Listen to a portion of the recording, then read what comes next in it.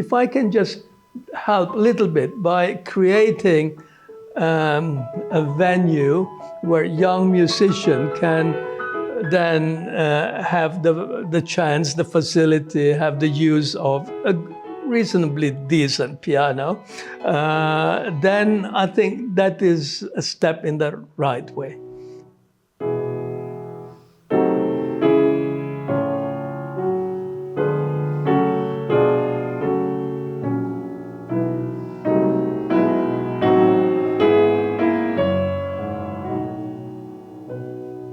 The concept of this tiny theater is that this is like a living room, like a salon.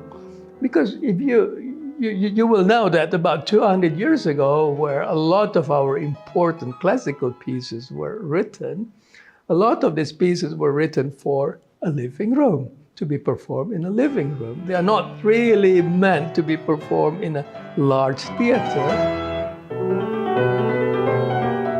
Phenomenal. I'm honestly blown away, especially because it comes from a hobby and just a very special hobby, and to actually put so much interest and love and care into this space and the general idea what this represents. I am really impressed.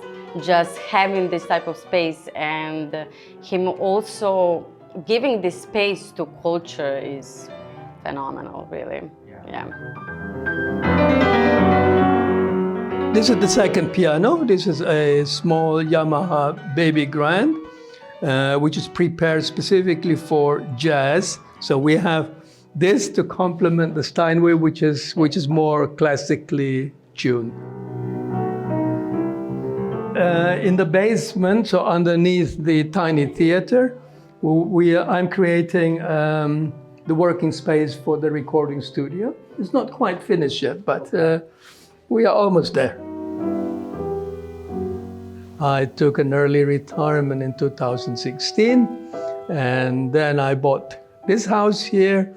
I think in the old days, so something like 500 years ago, this was just probably a small shed for the animals. Now we have a tiny theater. Well, the reaction was quite positive. Today we will have a full house again. I owe 40 chairs, so we can't have more than 40 people here, plus the pianist perhaps.